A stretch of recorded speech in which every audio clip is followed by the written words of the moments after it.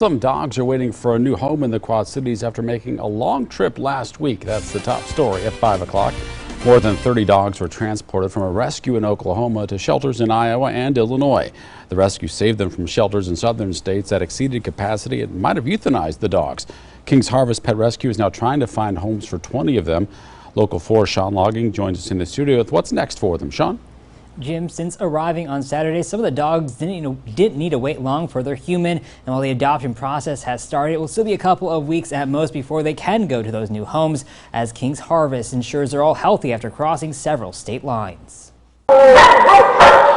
Boisterous new arrivals, and it doesn't take long for them to melt hearts. How cute are you?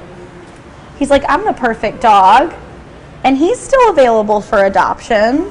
That's Archer, there's Savannah, and Chester, some of King's Harvest 20 newcomers from down south. Dogs being displaced because of the hurricane, so the shelters are getting really full. They, had to possibly start euthanizing. Assistant Director Rochelle Dougal says she appreciates the people covering hundreds of miles to give these pooches a second chance. The shelters that we pull from, the people have immense gratitude, but all we do is take in these dogs, right? We're not setting up the transport list. We're not pulling, we're not deciding necessarily which ones to take. The main reason King's Harvest can take in so many is because they have the room. We're here for our community. That's what we want to do.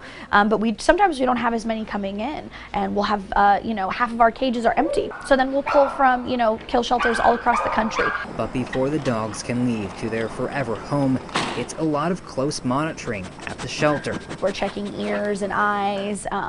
It's a lot of wading through poop and trying to figure out what's going on and why their poop is runny.